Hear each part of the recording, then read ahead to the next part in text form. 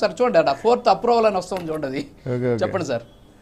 అదే నాకు అనిపించట్లేదు కానీ మీరు ఎక్స్ప్లెయిన్ చేశారు కదా చూస్తున్నాను సార్. ముందు ప్యానెల్లో సభ్యులకి ప్రైమ్ లైన్ వీక్షకులకి అందరికీ శుభోదయం అండి. సార్ ఇక్కడ వైవి సుబ్బారెడ్డి గారిది కానీ లేదంటే భూమన కరుణాకర్ రెడ్డి గారిది కానీ వాళ్ళ హయాంలో వాళ్ళ తీరు ఎట్లాగ ఉండేదంటే వాళ్ళ మీరు ఒక మాట అన్నారు చూసారా, వాళ్ళ పాపాలే పండుతున్నాయా అని అన్నారు చూసారా, ఆ తీరులోనే ఉన్నాయి వైఎస్ఆర్సీపీ వాళ్ళది. ఎందుకంటే అన్యమత ప్రచారాలు చేపించారు. రమణ దీక్షితులు గారు సపోర్ట్ చేస్తే సుదర్శన యాగం, అసలు సుదర్శన యాగం అనేది సీఎం గారికి చేపించడం అనేది చాలా తప్పు. అక్కడ తిరుమల కొండ మీద జై జగన్ అనే నినాదాలు, అసలు ఈ గోవిందనామ స్మరణ తప్పించి వేరే చేయకుండా ఉండాల్సిన పవిత్రమైన జగన్ రెడ్డి రక్షక గోవింద రక్షక గోవింద అది కూడా ఉంది. తులాభారం వేస్తున్నప్పుడు వైవి సుబ్బారెడ్డి గారి భార్య స్వర్ణలత గారు జగన్ రక్షక గోవింద ఈ మాట అసలు ఎంత వివాదాస్పదంగా వాళ్ళు తీరు ఎట్లా ఉందంటే, వాళ్ళు అధికారంలో ఉన్నప్పుడు శ్రీవాణి ట్రస్ట్కేమో 500 రూపాయలు రసీదులు ఇచ్చుకొని 5 లక్షల రూపాయలు ఇటు పక్కన తీసుకొని రోజా గారు లాంటి వ్యక్తులేమో దర్శనాలకు పంపించేవాళ్ళు. ఆవిడ ఎంతసేపు మాట్లాడితే కొండ మీద తిరిగేవాళ్ళు. వాళ్ళంత వివాదాస్పదంగా వాళ్ళు అధికారంలో ఉండి ఇటువంటి చేష్టలు చేశారు కాబట్టి ఇవాళ రోజున వీళ్ళ పాపాలు పండుతున్నాయనే చెప్పాలి. ఇప్పుడు మీరు ఒక చూపించారు, అది ఏం జరిగిందంటే అండి,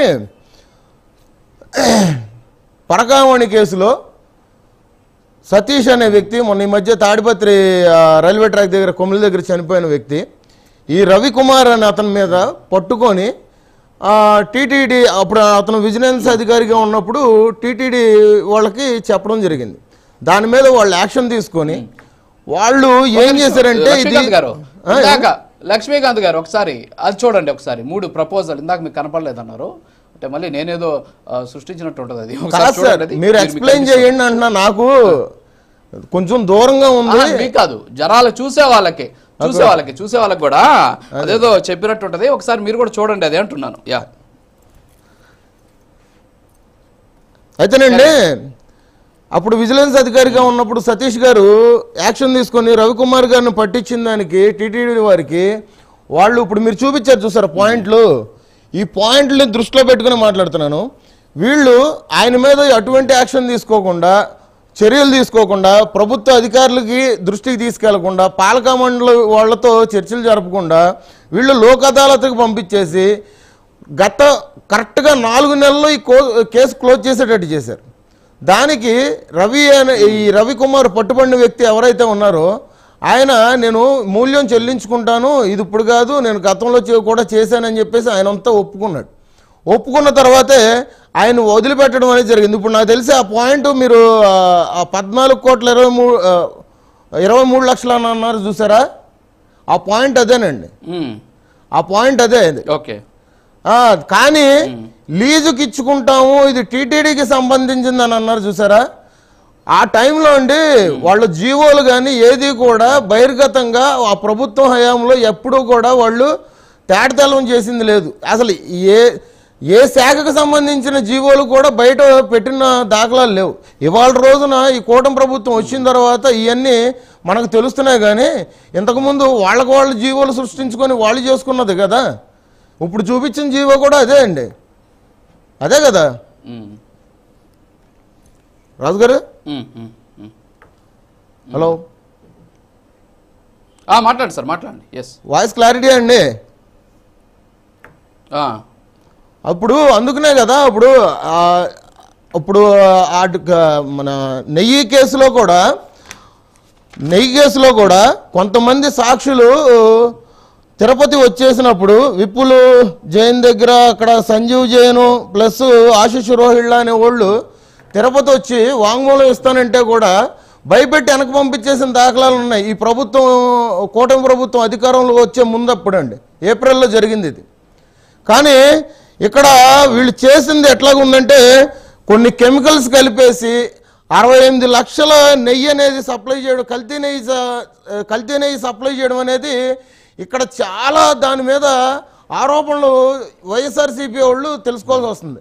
ఎందుకంటే ఇక్కడ జగన్మోహన్ రెడ్డి గారు ఫస్ట్ ఒక మాట అన్నారండి, సిట్టు లేదు బిట్టు లేదు అని అన్నారు. మీకు ఆ వీడియో కావాలంటే నేను పంపిస్తానండి. సిట్టు లేదు బిట్టు లేదు అన్నాడు.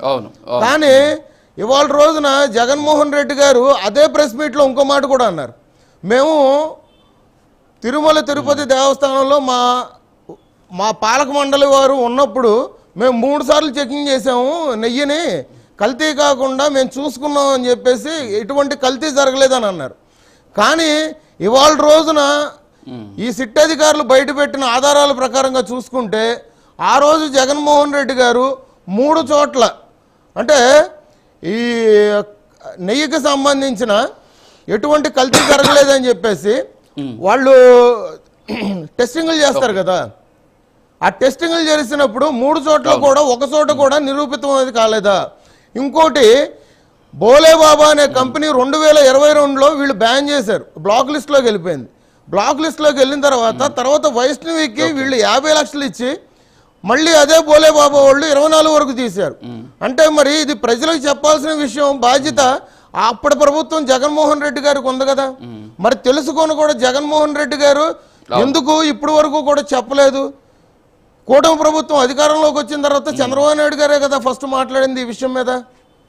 అంటే కమిషన్లకు ఆశపడి ప్రసాదమే కదా అని చెప్పేసి ఏదో చేతులకి తడి తగులుతుంది కదా అని చెప్పేసి వీళ్ళు ఊరుకున్నారా? ఇట్లాంటివన్నీ చూసుకుంటా ఉంటే వీళ్ళ చరిత్ర అంతా వీళ్ళు ఖచ్చితంగా నెయ్యి కల్తీ చేశారనే తెలుస్తుంది.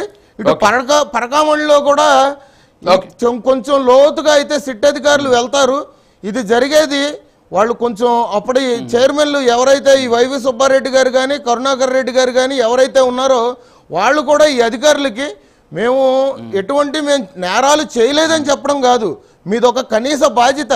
అప్పటి పదవిలో ఉన్నప్పుడు మీకు ఆరోపణలు వచ్చినాయి కాబట్టి మీరు ఆ అధికారులకి తెలపాల్సిన బాధ్యత మీకు ఉంది.